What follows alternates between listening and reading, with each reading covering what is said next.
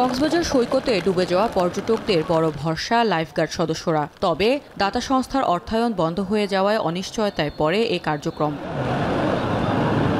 এবার lifeguard service চালু রাখতে বিকল্প অর্থায়নের উদ্যোগ নিয়েছে জেলা প্রশাসন। এনজিও ও নতুন দাতা সংস্থার সহায়তার পাশাপাশি স্থানীয় হোটেল মালিকদেরও এগিয়ে আসতে বলা হয়েছে। একটা রুলস করে দিতে হবে, একটা আদেশ করে দিতে হবে। ওই রুলস এবং আদেশ এবং ফিয়ের মতো করে দিতে হবে।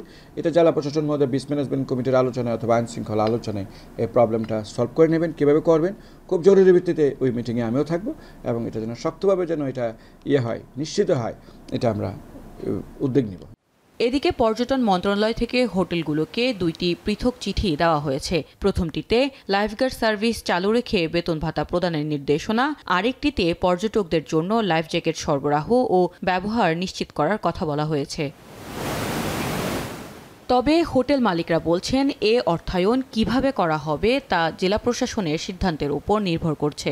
পর্যটকদের নিরাপত্তার স্বার্থ চিন্তা করে এটা আমাদের একটা সুব্যবস্থা অবশ্যই করা উচিত এবং এটা অচিরেই মনে হয় করতে হবে, কারণ তারা তো ট্যুরিস্ট, তাদের দিয়ে তো আমাদের এই ইন্ডাস্ট্রি, এই হসপিটালিটি, হোটেল ব্যবসা।